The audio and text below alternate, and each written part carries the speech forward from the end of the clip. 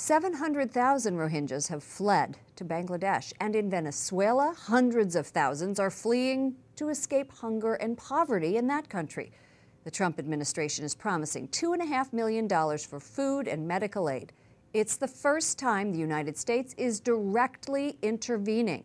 Correspondent Wyatt Goolsby is in the studio, and he reports. Good evening, Wyatt. Good evening, Lauren. Mark Green, the head of USAID, says the money is aimed at helping Venezuelan migrants and the Colombian cities who are hosting them. Most of the aid will go to the city of Cucuta, which has been overwhelmed.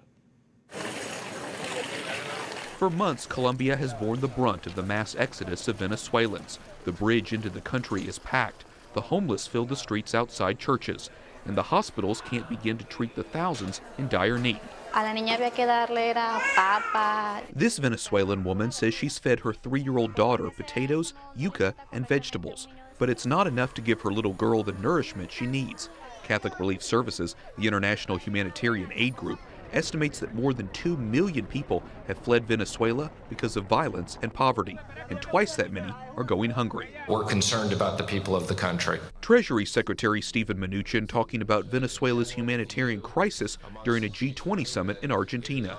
Mnuchin and others in the Trump administration are blaming President Nicolas Maduro's socialist government. Our focus is on, how that economy is being destroyed, and with all its natural resources. Mark Green with USAID adds, unfortunately, even as people are suffering every day from hunger, lack of basic necessities, and preventable diseases, the Maduro regime continues to deny fundamental freedoms and access to basic humanitarian needs.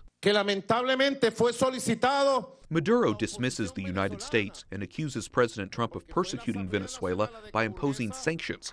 This week, President Trump banned Americans from using Maduro's newly announced cryptocurrency, the Petro.